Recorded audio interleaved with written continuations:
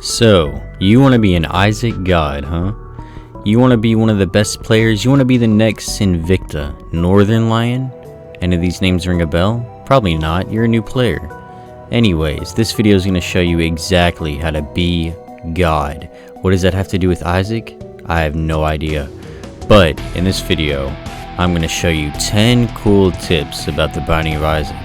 Oh, and by the way, I'm trying to get 100 subscribers. Yes, you heard me right, 100 subscribers before the end of December 2021. If you make this happen, you'll make my PP hard and I might even subscribe back. Also, I sell Isaac merch on Etsy. Hashtag shameless plug, baby. Anyways, without further ado, enough wasting your time. Let's get into these 10 beginner tips for a beginner noob retard like you.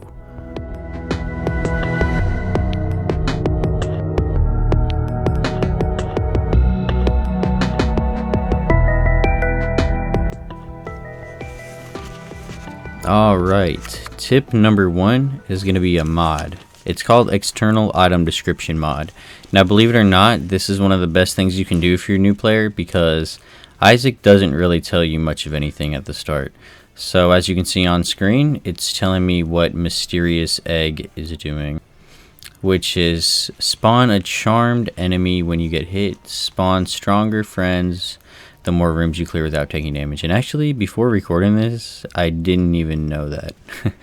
So even a person like me after 1,000 hours can learn a thing or two from External Item Description Mod. So if you're not a fan of mods, I still recommend getting this. It doesn't change anything core in the game at all, and keeps the game vanilla. It just pretty much tells you what items do.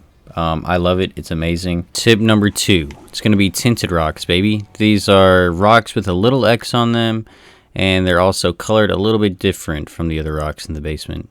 So when you blow them up, you're going to get some bombs, keys, or soul hearts, or even more.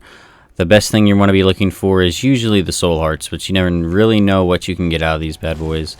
Sometimes you'll get really lucky and you can get a small rock, which is a speed down, damage up. You get that, you're one lucky son of a bitch.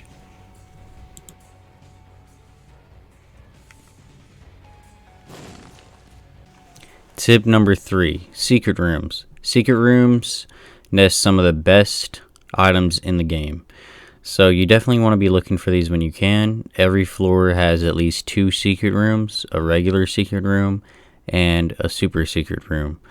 So for this tip, we're going to be looking at how to find just a normal secret room.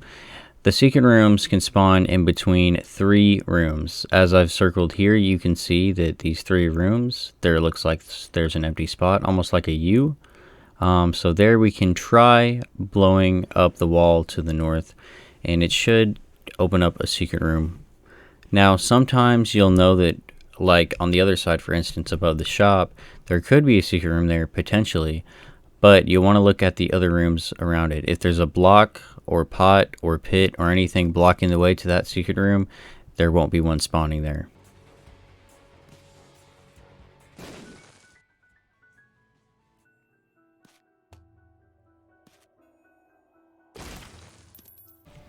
Tip number 4.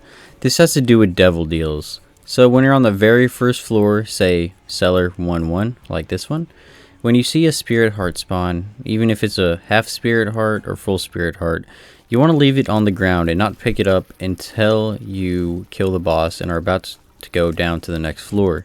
And the reason is to protect your devil deal. So if you don't know, when you take red heart damage, if you only have red heart containers like I do on this run, you will lose your deal with the devil on the second floor, or your chances of getting a deal with the devil greatly diminish. And if you don't know, deals with the devil are extremely valuable. So pick up those soul hearts after you kill the boss on your way to the next floor. Unless you know you're playing a character that starts with soul hearts, then this doesn't matter. And then you'll be able to protect, like in this run, up to 3 hits on the next floor before losing your devil deal. Alright, as you can see, I got my deal with the devil. Now this brings us to tip number 5. Skip the deal with the devils when you get them. Why would you do this? Well, if you didn't know, in repentance, if you skip your deal with the devil by not even walking in the room, you're guaranteed for your next deal to be an angel deal. See, as you can see, I have a 33.8% chance to get a deal with the angel and 0% chance to get a deal with the devil.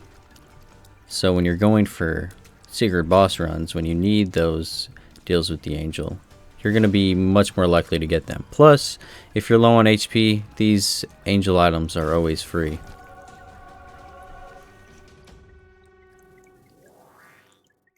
Oh, and what's this item?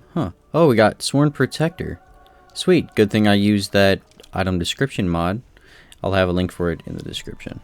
Tip number 5, transformations. If you pick up 3 of certain items in the game, you're going to get a transformation. Like Bookworm, you have a chance to fire an extra tier.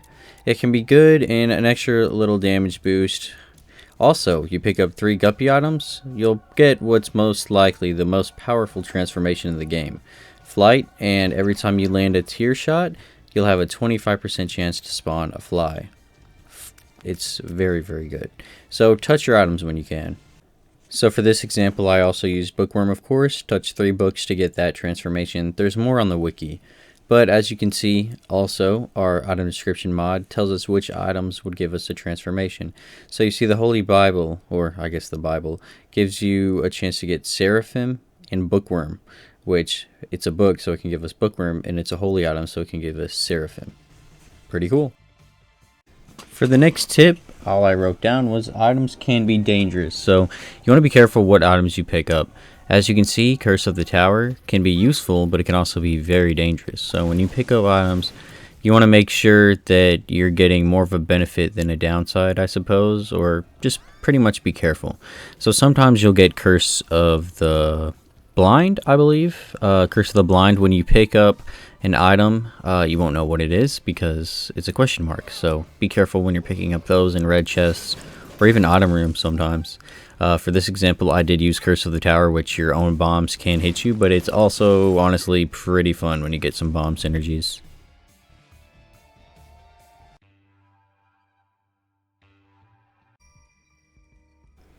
For this next tip, blue fires, which you usually will see once you hit the depths, which is I think the 6th stage in the game, something like that. Well, actually technically the 3rd, but anyways, when you blow them up, you'll have a 10% chance to get a spirit heart, which is pretty good when you're low on health, I guess so. But when you're on normal mode, you actually have a much higher chance, being 25%, which used to be the normal before repentance, but I don't mind it. It's whatever. They're still pretty good. If you can blow these up, it might just save your run, if not help you tremendously. Also, a bonus tip, if you can play on hard, it'll make you a better player and you'll get more unlocks. Tip number 9. So, you're new to Isaac, you might be playing a little bit of Isaac. If you don't know, once you kill a certain boss, Isaac will carry the D6, which re-rolls items. This tip is to, instead of re-rolling the treasure room items, to re-roll the boss items, because if you don't know, in Repentance, the boss items are pretty good. You're more likely to get a Tears upgrade or a damage up, or if you're really lucky, you could get Mom's heals and get a range up. But in all seriousness, you do genuinely have more of a chance to get something better for your overall run, because the treasure room pool is so big. But at the end of the day, it is up to you. You could re-roll the treasure room and pretty much take a bigger gamble for a higher reward, or you could play it safe and get an HP upgrade, damage up, or a Tears up, which is awesome. Or, you know, like I said, Mom's heals. And for my last tip, if you are struggling in this game, I recommend playing Cain. Now, I've heard a lot of people say this, and back in the day, it made me decide to pick up Cain. He has some downsides, but as you can see, he starts with Lucky Foot, which is 1 luck up, better chance to win while gambling, increases room clearing drop chance, and turns some bad pills into good ones. So when you see a pill, I would recommend taking it with Lucky Foot.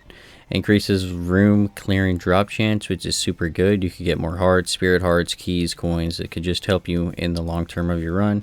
And then gambling, I mean, that could be fun if you get some arcades.